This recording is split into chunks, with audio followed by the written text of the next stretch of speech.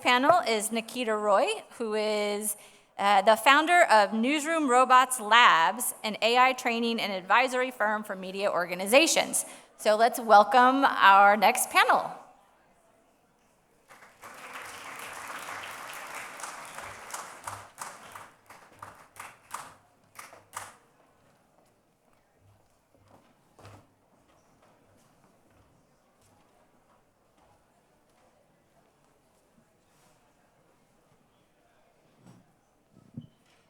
Hello, everyone. Can you hear me? Okay. Perfect. Welcome, everyone. I guess this is the quintessential AI and newsroom panel that has to happen at every journalism conference. Otherwise, is it even a journalism conference? I am very excited today. We're going to keep it different. It's not just about AI tools, but really focusing on the transformation that's happening as a result of this technology, what that looks like across different ways, from local news to a public broadcaster to a global news aggregator, and then also think about how do we design future news experiences with AI. So I'm very excited to get into all of this with you. My name is Nikita Roy. I am the founder of the Newsroom Robots Lab, where we help newsrooms implement AI, and I host the Newsroom Robots podcast, where I've had the privilege of talking to a lot of people about how they're incorporating AI in journalism. A couple of the guests here on the panel today, and I'm really excited with the perspectives that we're going to be bringing forward in this panel. Joining us is Tim O'Rourke. He is the Vice President of Editorial Innovation and AI Initiatives at Hearst Newspapers. We also have Uli Köppen, who is the Chief AI Officer at the German public broadcaster Bavarian Broadcasting. We have Brooke Siegel. She is the Vice President of Content at Yahoo News. And finally, Juliana Castro, who is the senior design editor of AI initiatives at the New York Times. And so, as you can see, a lot of diverse perspectives on AI. And we're going to start off with a few presentations from everyone about the case studies and how AI is actually being implemented in their newsroom, and then get into a bit of a discussion to talk about what does collaboration look like between product and editorial? How do we prepare for a time when AI-powered platforms like ChatGPT, Perplexity, Google AI Overviews are threatening the very relationship to our audiences by summarizing our content? What does that look like? What does that mean for us? And before we get into all of this, I just want to set the context for why this conversation is so important. Because what we're dealing with is not just another tool, it's a shift in the interface for news. It's a shift in the infrastructure for news. It's a shift for the culture of how newsrooms are working and evolving, and very excited to get into all of this. In 2022, in November, when ChatGPT was launched, that was a chatbot moment. In 2023, I think was all about chatbots. In 2024, last year, we saw a lot of experiments, a lot of progress that newsrooms were having in regards to AI. But in 2025, things are again picking pace a lot with something called AI agents. This technology allows AI systems to basically go and act autonomously on behalf of a user. So if you look at something like ChatGPT's operator, you can instruct it to go and browse multiple different websites and give you the summary of news sites. What happens then if it's not AI that is interacting, if it's not a user that's interacting with the news website, but AI? And how do we prepare for that huge shift that we're going to see? And at the same time, we're seeing a lot of advancements with multimodal AI systems. So it's not just text anymore, but AI able to interact and analyze text, images, video, audio. That's everything that powers us here in our newsrooms. And so what opportunities does that bring about for us? But what are the risks when anyone can go on Google Notebook LM and create a very human-sounding podcast? And the recent update that happened with DALL-E in ChatGPT, you're able to create very, very realistic images. I was scrolling on my LinkedIn feed today, and somebody had actually posted about a photo that they had got from DALL-E. And I stopped for a second because I thought it was real. It was Biden and Trump playing Lego on a table. It was so realistic that for a second I knew it was fake because I could never imagine that happening. But that's what DALL-E was now capable of doing. And it's not just about verification, but if somebody who was just scrolling casually on their LinkedIn feed for a second thought something like that was true, and what could happen and the possibilities for misinformation, and how do we, as news organization, play a role in building trust in this AI-mediated information ecosystem. So as we get into all of these conversations today and all of the presentations that everyone over here is going to share with you all, I want you to start just thinking about more than just these tools, but what is the news information ecosystem going to look like, and how should we be leading it? This is the conversation to help us understand how do we prepare for that upcoming shift that's happening, because these decisions in the system is what's going to design and prepare us for the future of our industry. And so with all of that, I'm excited to get started with actually just giving us a landscape of where we are right now and what's happening across these different news ecosystems. And starting off, I'm very excited to have Tim give us an update on how AI is being implemented at Hearst at a local landscape. So Tim, over to you.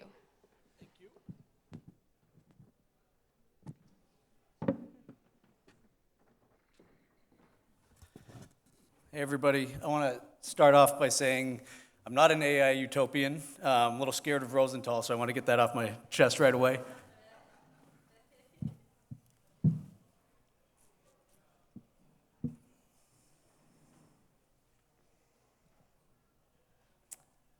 So at Hearst,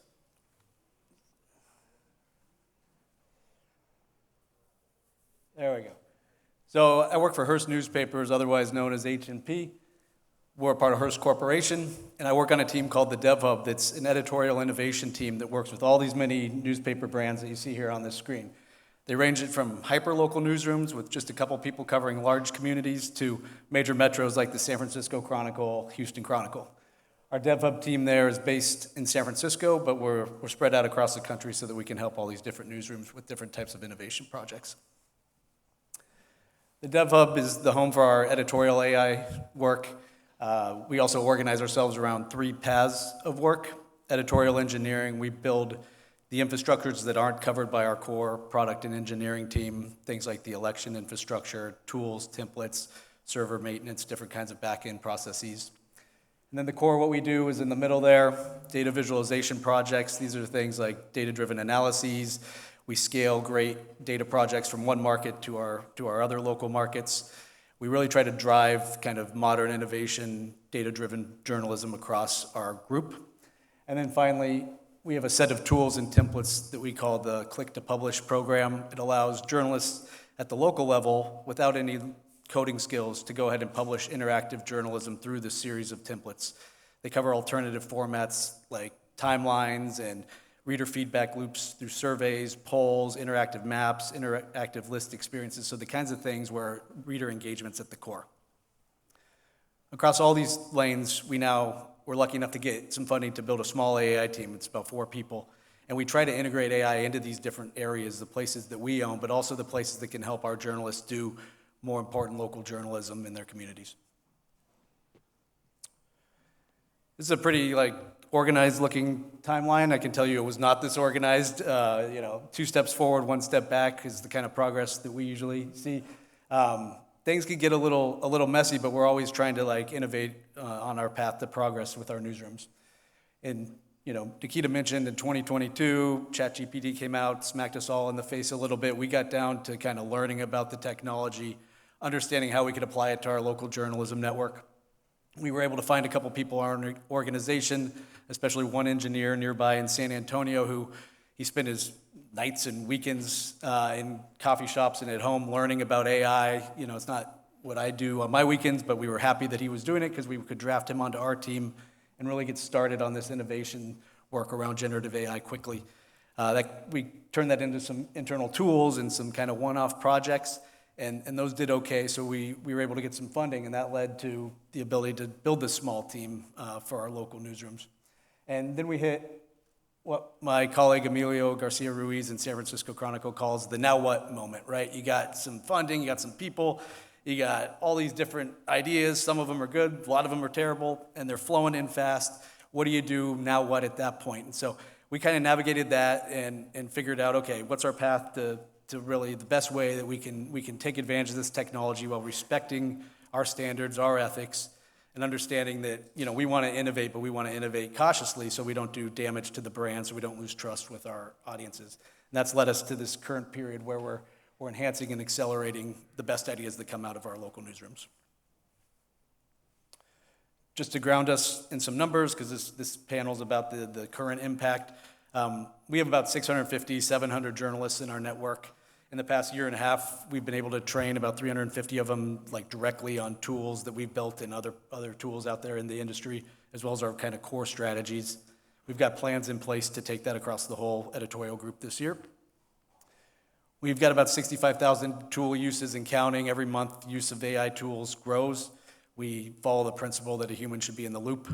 So there aren't straight publish tactics. These are things where we have human review, but they do speed up and accelerate the work that we were doing on the production side. That calculates to over 22,000 hours of human time saved. That's time that we reinvest right into our local journalism to allow our folks to do higher-minded work, to allow them to get deeper into their communities, to allow them to do things that maybe they didn't have the time to do previously. And then overall, we've done about kind of 25 big tools that we maintain and external experiences for our readers that harness AI. So we keep our pedal to the metal, to make sure that we're consistently learning. We spend a good amount of time, using AI to help our local reporting, not just through tools, but through bespoke analyses. Without getting into too much detail, we've done some great work on sentiment analysis, including with the governor here, the great state of Texas, Greg Abbott, and his rhetoric around the border and immigration. We've analyzed some of Trump's speeches from his inauguration to other speeches that he's given over the past few years. And then we've done a lot of work around taking, big data sets and big asset sets and doing analyses on those. So our reporters have the time to pull out the learnings and then do their own work. And that's led to some really great bootstrap journalism. We do create, maintain, and constantly update a core set of tools in our room. These are just 3 of them. The one on the left is, we call it Producer P. It's a bad name, but it's a good product. It's an audience optimization bot, like a lot of great ones in the industry. And we've seen this really be impactful, especially for our hyper-local newsrooms that don't have audience professionals, reviewing every story before they go to publication. In the middle, we have an automated quiz generator that we call MC. And the visual shows and archive content from the San Francisco Chronicle. They do an automated archive quiz that's got a human come in to check for factual accuracy, but it takes about 80% of the production work out of the building of the quiz. We also do news quizzes, sports quizzes, things that kind of engage readers at the interactive level. And then probably the one we're most proud of is Assembly, which is a public meeting monitor. Again, there's some good ones across the industry. This is ours, and we're proud of it. We're covering over 300 meetings now, and it grows every week. This tool allows, whenever a public meeting that's on our scraper list gets posted, the video gets posted online, we scrape the audio out of it, create a transcript, catalog that, automatically alert the reporters or editors who cover that topic through our Slack instance, and then they can go in, download the transcript, summarize the content, and it can lead to stories. This is, again, a very hyper-local type example of how that can work. So you've got this long meeting. The San Francisco Chronicle, of course, covers the Board of Supervisors in the city, but we don't have the resources to get to every subcommittee, or in this case, a public works meeting that runs 3 hours, 16,000 words spoken. But we had the Assembly bot set up, so it scrapes the content, produces the transcript, alerts the reporter, within a few minutes of the story or the video posting online. And that reporter can go and summarize the content. And you see this one's about 11 points. He picked out one that, to him, knowing the city and knowing the bureaucracy, that was interesting. Wouldn't have been interesting to me, but he noticed it, right? that led to a story about how public money is being spent in the city, and if you know San Francisco, like the way that we spend money in San Francisco is a little different. So it turns into a little scoop, not a huge story, but something that kind of keeps the coverage going. So I want to talk about some of the things I think we've done well as a local news org. Again, you know, for us, it's about the network effect a lot. We set out early. We brought Nikita in. We talked to our legal team. We talked to our product, executive leadership, newsroom leadership, and really set the expectations early on the kinds of things that we were going to do and the kind of things that we were going to stay away from. And we trained consistently on that with our newsrooms. We also focused a lot of our resources on building trust in our newsrooms, on communicating with our newsrooms, on, you know, setting, you know, making sure that people were trained up and that people were excited about this while still kind of preaching, you know, we have to be careful, we have to do this, you know, conservatively. And then we treated AI as another tool in our toolkit. You know, on my team, the DevUp, it's about pushing the boundaries a little bit of journalism, and so we wanted to do that while being respectful to our standards.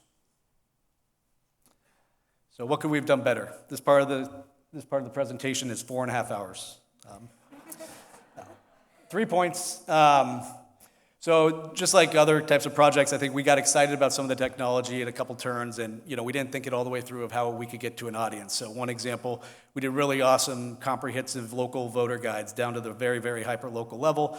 We used AI to help us translate those into Spanish, brought a Spanish language editor in to fact-check everything. But we didn't have a great plan of reaching those Spanish language audiences in our local communities, so we could have spent that time elsewhere. We also, at the beginning especially, mentioned the chatbot era. I don't think we did a good enough job really saying, like, you know, generative AI affords all these amazing possibilities. I think that the main user experience being a chatbot infrastructure led a lot of the ideas to come down to be just that, and I think we could have differentiated more at the start. And then this is like so incredibly obvious to me now, but we, you know, at the beginning it's like, oh, if we build this really cool tool that harnesses this technology, you know, it's going to work and everybody's going to love it. Well, some tools work better for hyper-local newsrooms, some work better for major metros that have different types of specialists on staff. So we've learned over the course of time we really have to cater our tools and our experiences to those particular internal users and make sure that it works for the ways that they do their jobs. And finally, last slide for me is just 3 small-scale projects that we're excited about right now. In the background, we're also working to bring generative AI closer to our core product, getting a personalization, getting on different types of multimodal. But for 3 like really fun, I think useful utility type projects we got coming, we're doing a property tax guide for our readers here in Texas, starting in Harris County, where Houston's located. And that's got a big data component, utility component, explainer component, but it's also, we use AI to come in and help a reader kind of lay out an outline for a script so that they can, you know, if they need to challenge their property tax assessment in order to save a couple $1,000, they got a starting point if they can't afford a lawyer. So to us, that was a good application of the technology. We're also doing some good work around aerial mapping and satellite mapping and using AI to help us analyze that. And then finally, we've got, it's a chat interface, but we kind of build it as a through line through our food content. It's called ChowBot. And so it's built on the back of thousands of pieces of food and restaurant content that's rotated as part of a program. And we allow users to kind of go in and discover more of the human written content that we have in our local communities. The last one just published in San Antonio last week. So again, just 3 examples of how at a very local level we're using AI to push our newsrooms forward.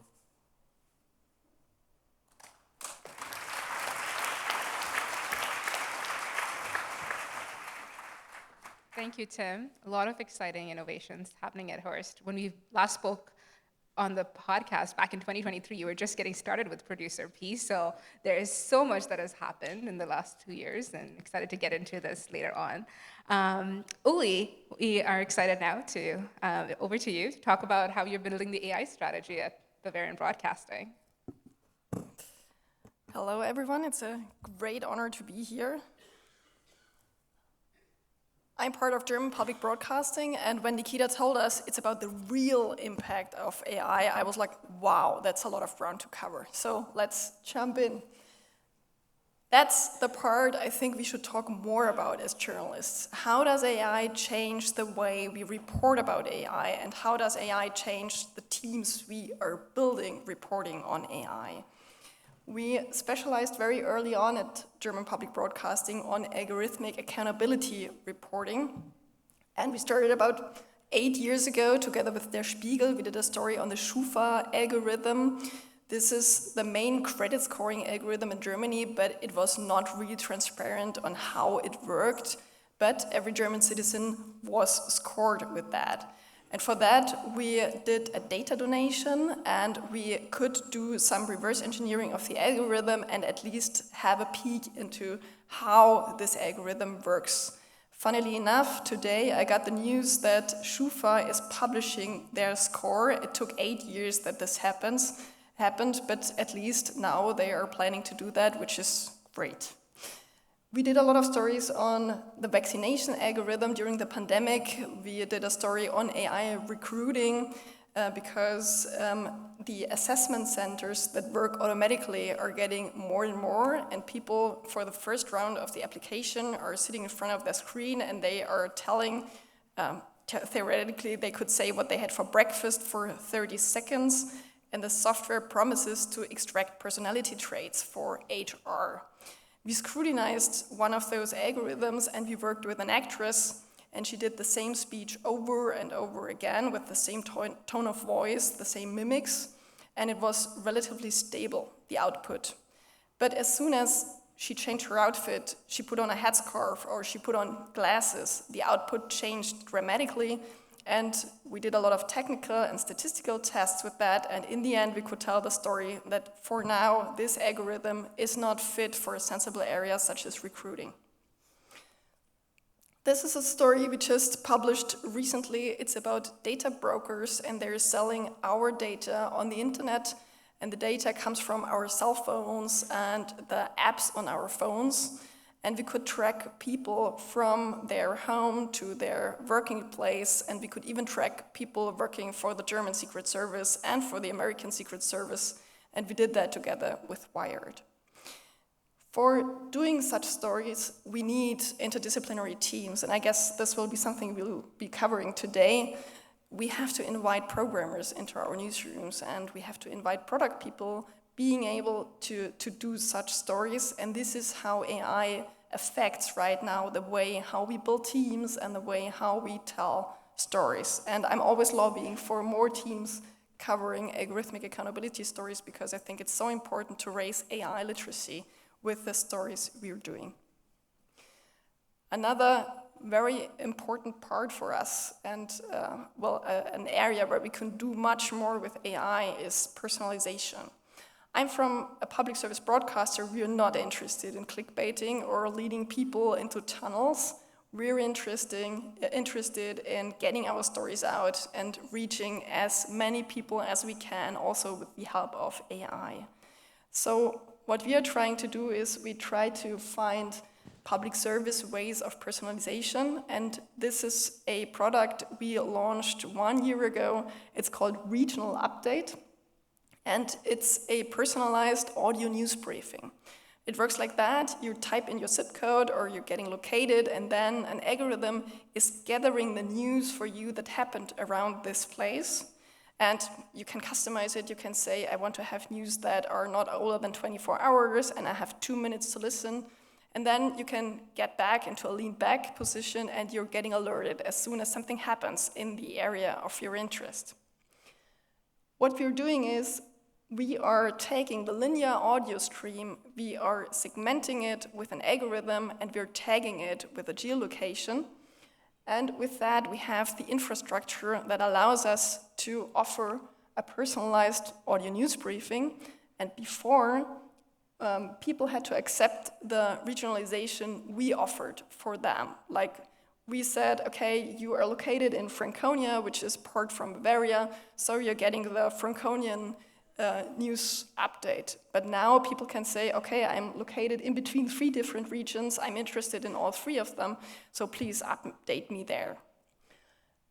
What's interesting for us is not only the product, we're very excited about the product and we're getting very good user testing, but we're also interested in building up infrastructure behind the product.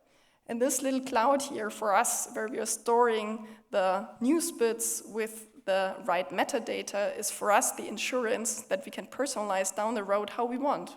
Because I'm quite sure that right now we don't know how we want to personalize in 2 years. And we can use it platform agnostic. We can use it for our own platforms, but we can also use it for smart speakers or whatever we want to use it for.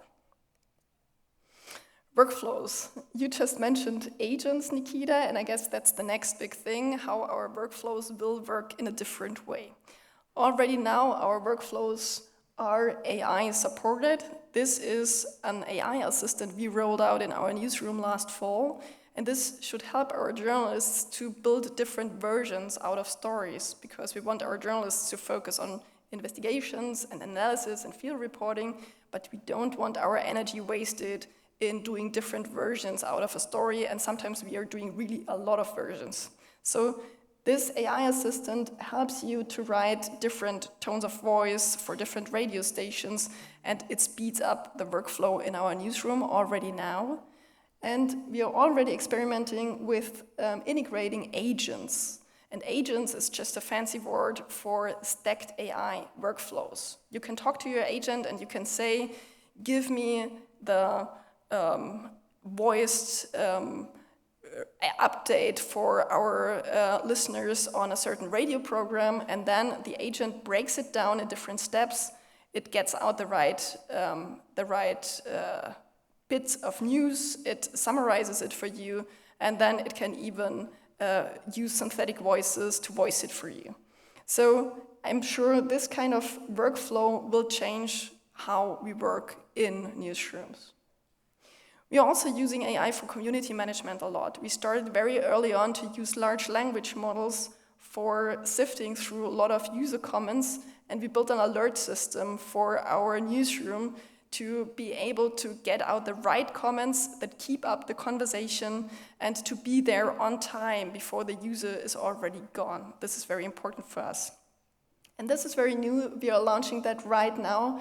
It's called Comment Digest, and it's a summary of all the comments that happens behind articles, so that we are hoping to get a better entry point for people into this kind of conversation.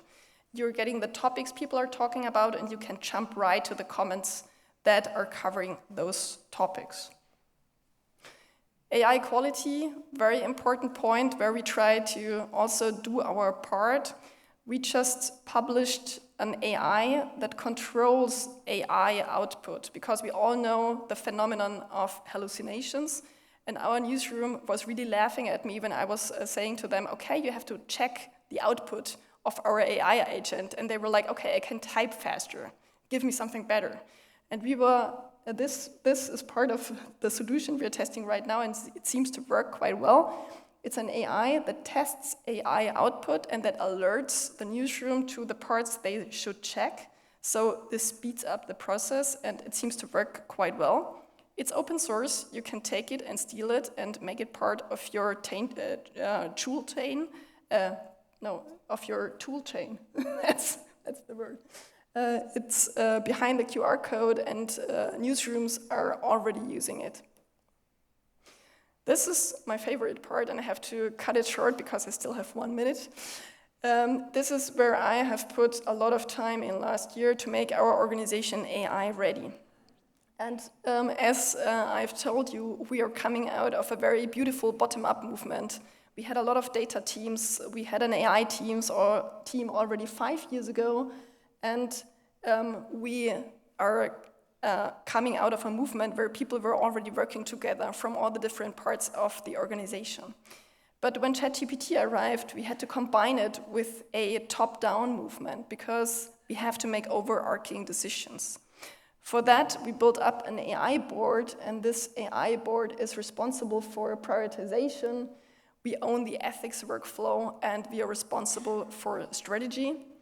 And we are working on an AI network, because German public broadcasting is a complicated organization. We have 9 different broadcasters, we have 20,000 journalists, and we want to make sure that the experts from all over the organization can come together and collaborate. And for that, we have built up the internal network, and we have done an external network that should bridge the gap between journalism, academia, and also industry. We are meeting regularly. You can sign up for our newsletter if you're interested. It's ai4media.network.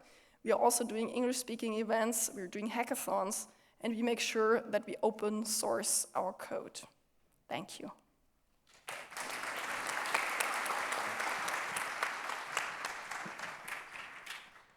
Thanks, Uli. Very exciting about the whole infrastructure you've built for your newsroom, and excited to get into that. Now we have Brooke, who's going to talk about the work that's being done at Yahoo News.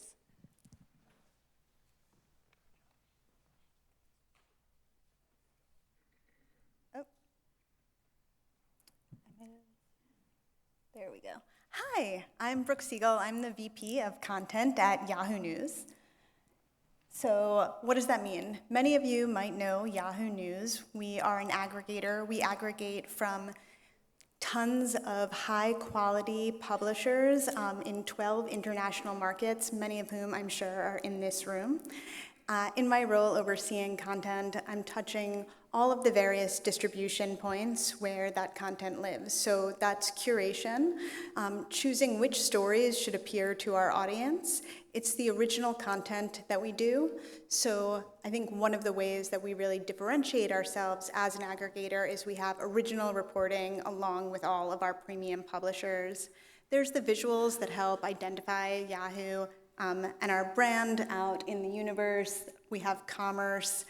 So it's a very big ecosystem. How big is it?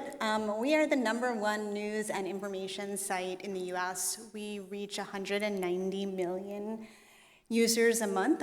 That scale is always staggering to me. It's one of the things that really excited me about taking this role, which I started this past summer. So there's Yahoo News, entertainment, there's games. You might be familiar with finance, sports, mail, search. We are really a portal to the internet, and one of the ways in which we think about Yahoo is as a guide to the entire internet. There is so much content out there. How do we help our audiences find both the information that they want to know and the information that they need to know? And balancing those two things are core to the principles of what we're doing. So how big is 199 million? We reach 9 out of 10 Americans. For context, only 8 out of 10 people put ketchup on their burger. I don't know what the rest of folks are putting on there, because. So how we're thinking about AI at Yahoo News. Really, it's about how we are leveraging AI to bring more quality to our readers. We're using AI to tackle scale. We have enormous scale. The strategy is staying with the humans, and the AI, the way that we're incorporating it is to leverage it to bring more quality premium content to our audience. And also integrating it into our newsroom. This was echoed with previous presenters, so that editors can focus on the creative, high-impact work that they're doing and have passing off some of the work to AI that shouldn't necessarily be taking up as much of their time. So I wanted to walk through just a few ways in which we are incorporating AI, starting with the hot button topic of personalization. So we have tens of thousands of articles that are coming into our pipeline every single day. How do I find the right story to surface to our audience? AI is helping us tackle that. And we have since rolled out a new algorithm in the summer to our app, and we've seen 165, I'm looking at 65, I'm nodding, % increase in time spent per user just by improving the personalization features. So that's not just at the what is the clickiest content to serve to a reader. It's based on what you've seen before, what are you showing interest in. It's also incorporating editors into training that personalization algorithm so that we're IDing the right publishers to tell the right stories. It's about discovery. So, it could be that you're in this echo chamber where you're really just seeing what is the most popular content. What our algorithm is aiming to do is personalize it to you so that you're discovering content that is unique to your specific interests. And because of the vast amount of content that we have in our network, we're able to really find that fine-tuned approach to personalization.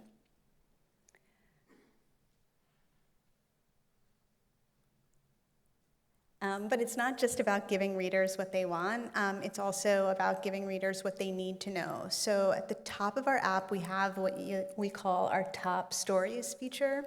So again, we're using AI to comb through thousands of stories, identify when there's a trending news topic, and then surfacing that to editors. And this is always the key, right? It's keeping editors in the loop.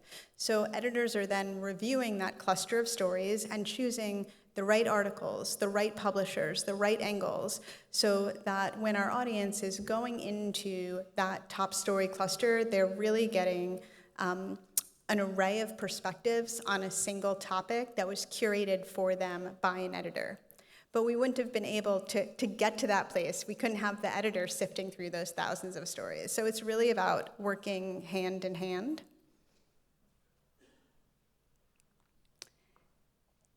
This is one of my favorite features. You've seen it on the internet. It's the key takeaways. What differentiates it on Yahoo is we are only pulling the summary from the article itself. So it's really like a movie trailer for the article. It is not giving you everything you need to know. It's teasing what is important in that story that you've chosen to read. And we find that when we do the key takeaways, people engage with the story even more. So rather than find that the summary is enough to like satisfy the appetite, people are, okay, like this is what I'm interested in. I'm now gonna go deeper. They can use the bullets to identify where in the story they want to lean in. And those are just some of the ways in which we're starting, excuse me, those are just some of the ways in which we're starting to explore how we are leveraging AI to create a premium quality experience for our audience. And I'm really excited about all to come. Thank you.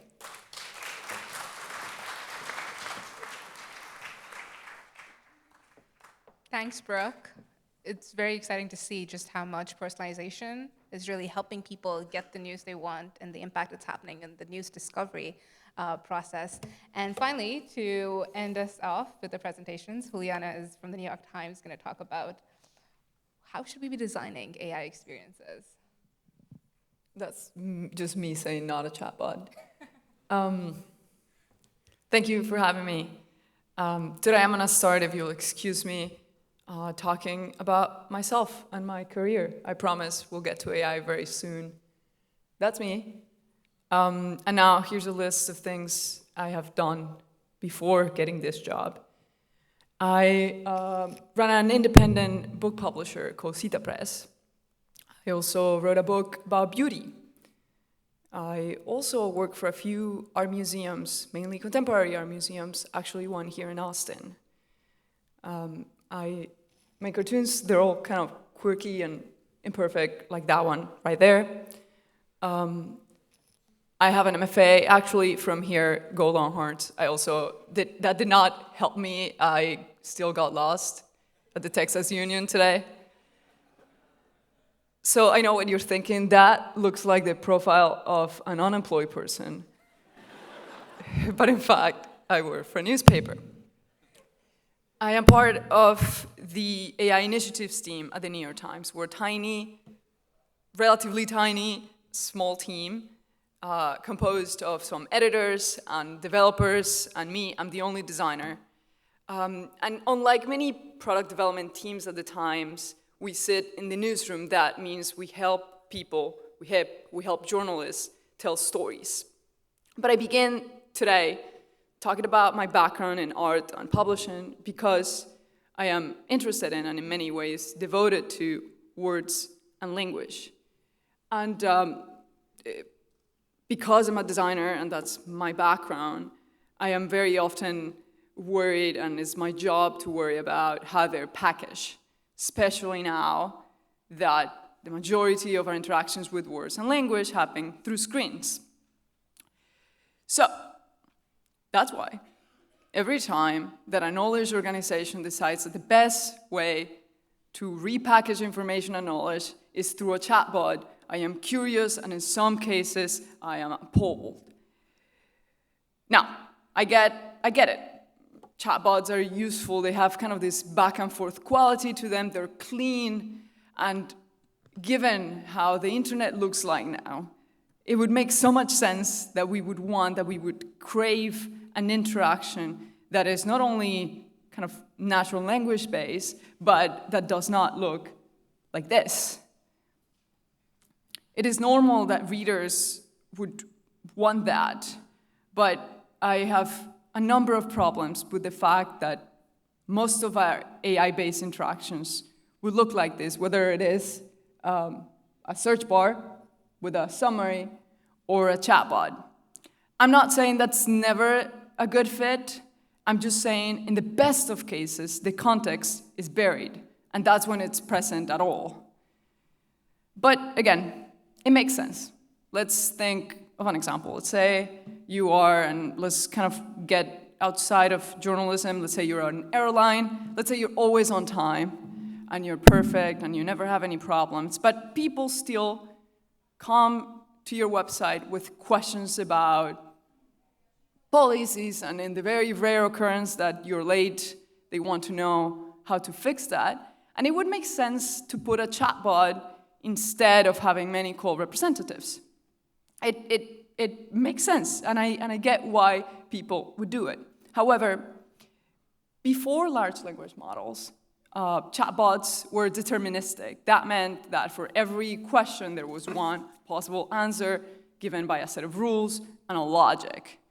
Most recent AI chatbots, the ones that have us all here, are probabilistic. Sorry, I got excited. That means that for every input, they can have many outputs. And that's what makes them so exciting, but also that's what makes them so dangerous. There's not a single answer for every question, but rather they take a guess. They take a statistical guess.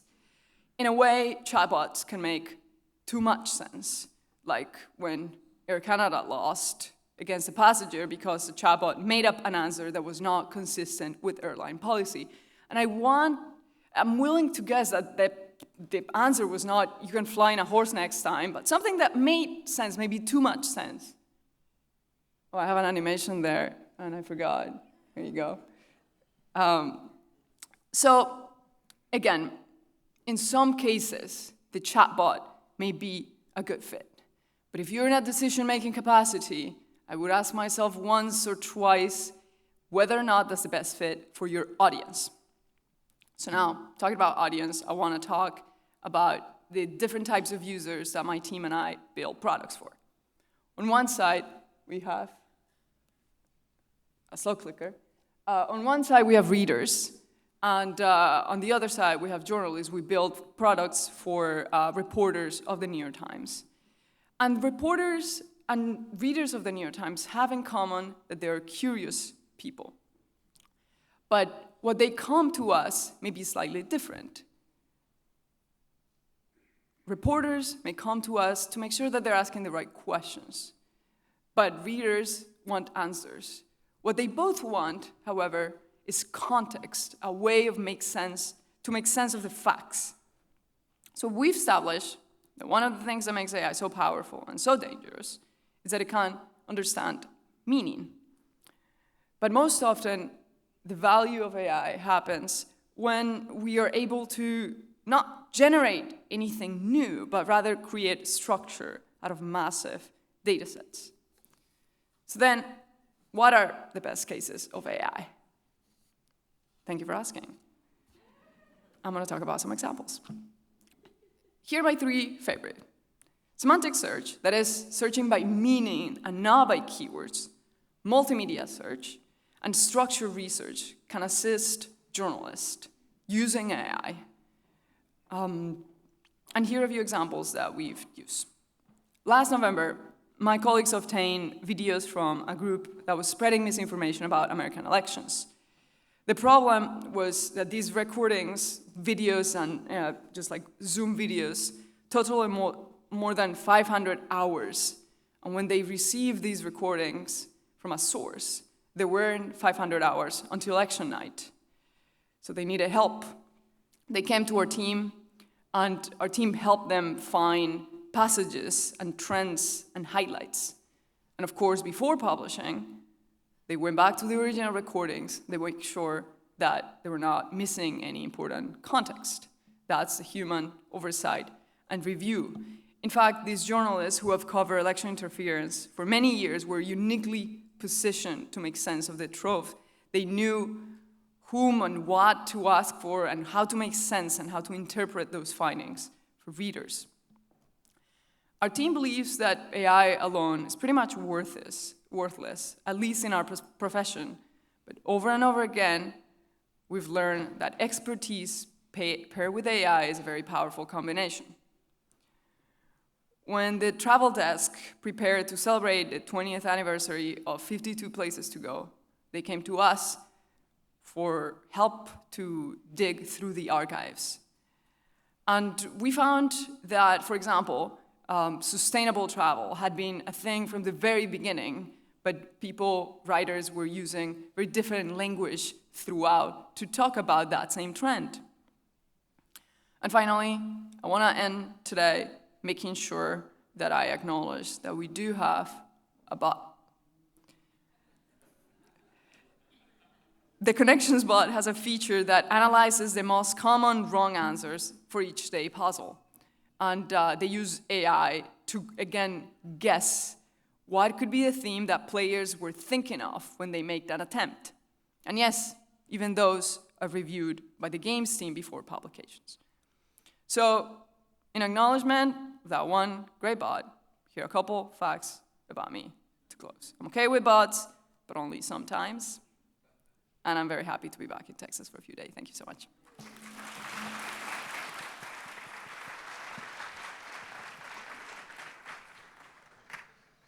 Thank you, Juliana. So, no bots, no chat bots. And I think what you raised was a really important point, that generative AI is a huge design challenge as well that we're facing right now. It is a revolution of the entire user experience of news, and one of the things that we have to be thinking about going forward. But with all of these projects that we had discussed over here in every single newsroom, one of the key things is, how do you allocate for resources across all of these interesting ideas that are coming up in the newsroom? And how do you say yes? Which are the ones you should say yes to, and which are the ones you should say no to? How do you decide that? So I want to ask you, Tim, you're working in the local news ecosystem. You have a small, mighty team that's powering all of Hearst Newspapers' AI innovation. So how are you approaching what you say yes to, and how do you allocate those resources? So we really strongly value collaboration, so we don't make these decisions, off by ourselves in a small room somewhere. But we really look at, number one, because we are a local news network, how can whatever project we're going to do, can it actually get down to the hyper local level, to the neighborhood level, to something that gives us unique value in our communities. And also, is it, for us, we overvalue if something's scalable. So is the research we do, the work that we do to build something, that's something that we could take to other markets and it could be, just as successful. So those two criteria, and then, we also try to, as I said in my presentation, weigh, tools that help our journalists with new experiences for our readers, as well as, building processes that help accelerate our journalism. So balancing all that, and then, letting a lot of people weigh in and apply a formula and go for there. And you speak about collaboration, so collaboration between product and editorial. How does that kind of has been evolving in order to support all of these AI initiatives? Yeah, for us, we're a team that kind of sits at the, it's journalist developers, and we sit at this nexus of product and engineering and the technical, and then of course our newsrooms, and our first, priorities to serve our newsrooms and help them innovate. So when we make these decisions, it's about bringing in different types of thinking and people from different departments, and making sure that, strategically we're getting as aligned as we possibly can be, while knowing that we're going to be taking some risks as we innovate. Yeah. Uli, I'd love to hear from you. You're spearheading the entire AI, and you spoke about you want teams to be part of that collaboration.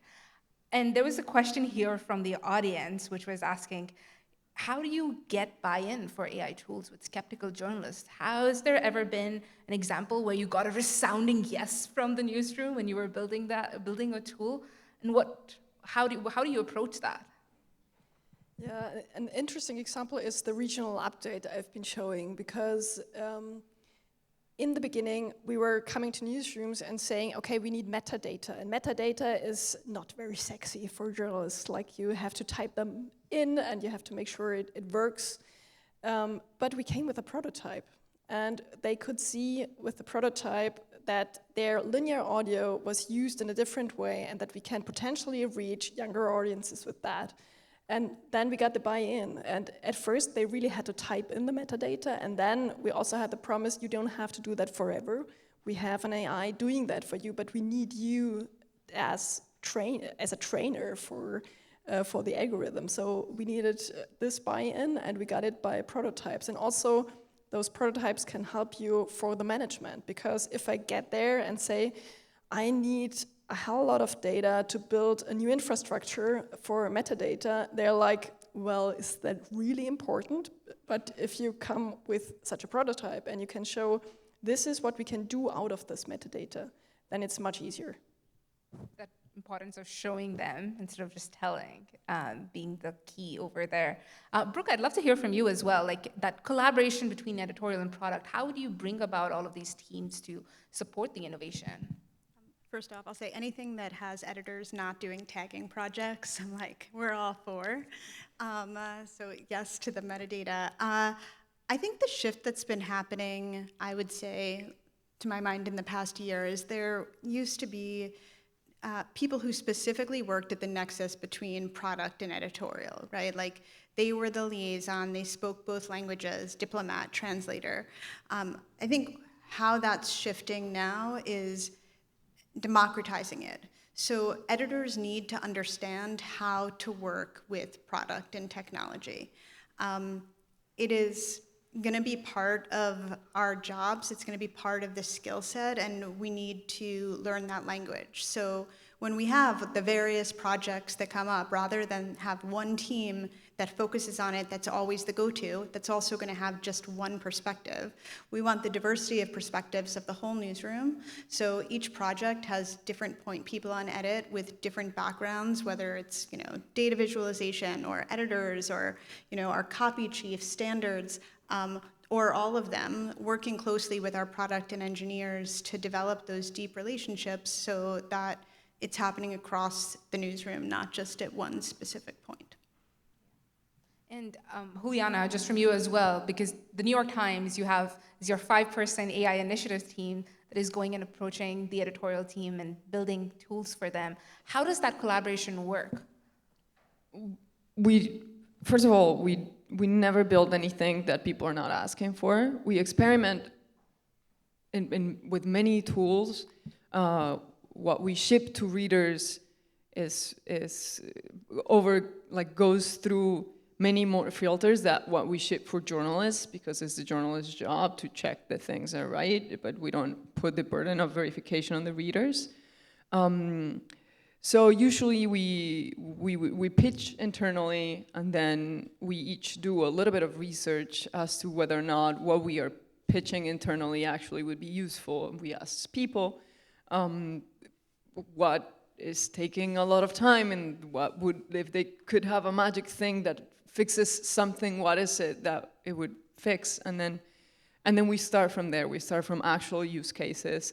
Sometimes we build small prototypes, kind of like almost custom for one project, and then we see that structure of research works for similar kind of workflows in different desks or something. But we work very directly with journalists on stories. And then if we realize that kind of like that pattern of work works for many more journalists, and we try to scale it, but we start small. Yes, start small and scale from there. And I think one key question with all of the audience-facing products that we were talking about, Juliana is against the chatbots, but at the end of the day, how do we position our messaging around being transparent, around the use of AI that's happening either internally or audience-facing. We have one of those as the audience question, so I'd love to pass that along. Uli, I'd love to hear from you from the regional update, how you were putting that messaging across.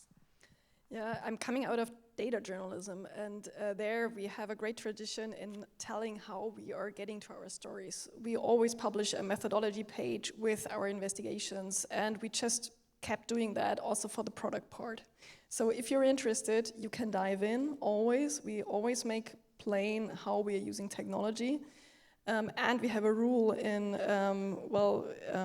telling people how we are using AI. We are trying not to overdo it. Like, for example, if we use AI like Photoshop or like a grammar help, we are not declaring that because it's just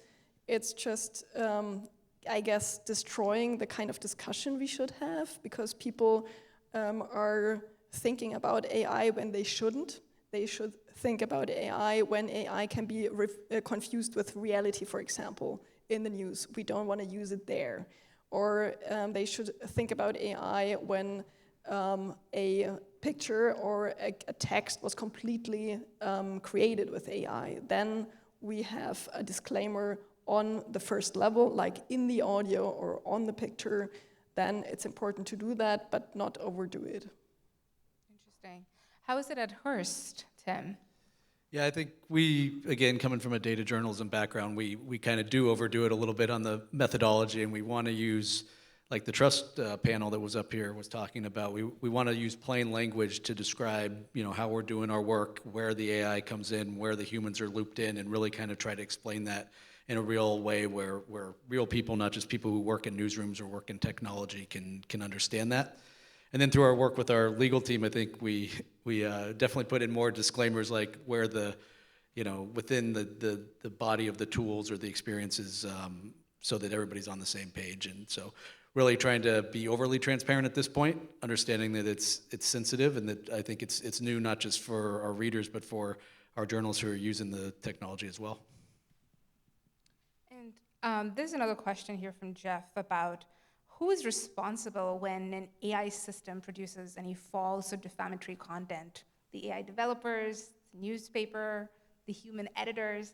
How do we navigate that when we are creating audience-facing products?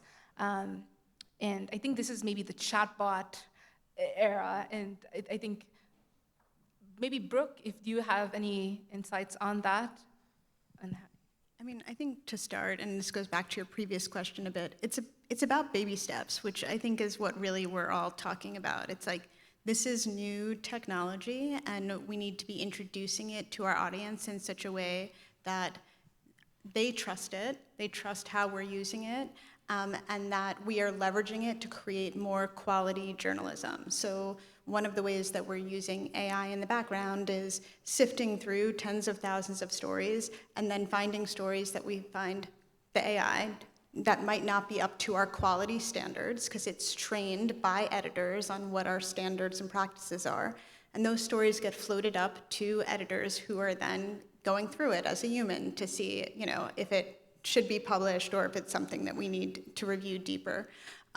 So I think using AI to create more quality is what is going to improve trust and get both reporters and newsrooms and audiences that are, engaging with the content more comfortable. Yeah. And I think that also comes back to the whole question about design. And I want to ask you, Juliana, how do we design for trust then when we are building out these audience-facing products?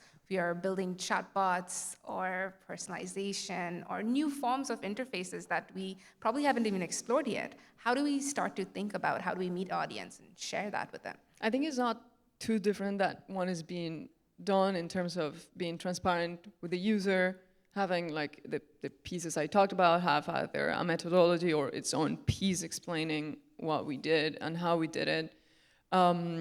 We don't publish AI-generated copy, and so when we stand by a piece that we wrote, each journalist or the people who are part of it just stand by it. But I think that it's mainly about making sure the reader knows how this story happened, if it's about one story or if it's about kind of like a whole archive or something, being transparent about that.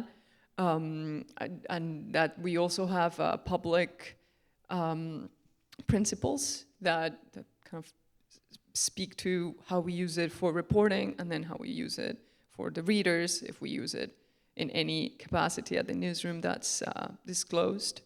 And I think there's like, it's really, there are a ton of discussions as to how big is the disclaimer and like so on that are more design specific.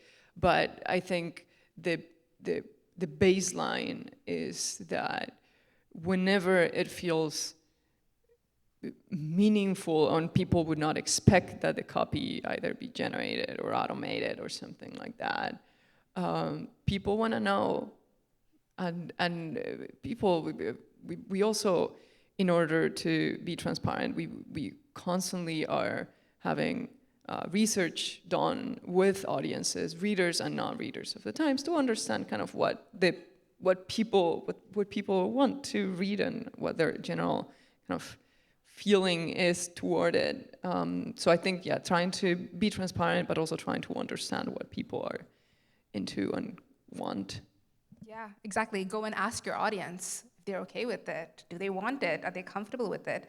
And I think AI means different things to everybody, so also explaining what that is. And we're all talking about transparency and how we are using AI in our newsroom. But Uli, I think also I want to get into, you spoke a lot about algorithmic accountability.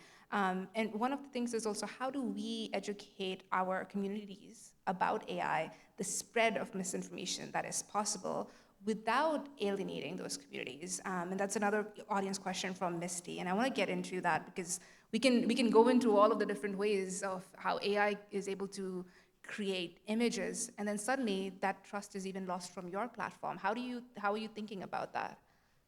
Well, we do have a great fact-checking team, which has a more and more important job, and we are trying to combine their skills with the data skills and the deepfake detection skills.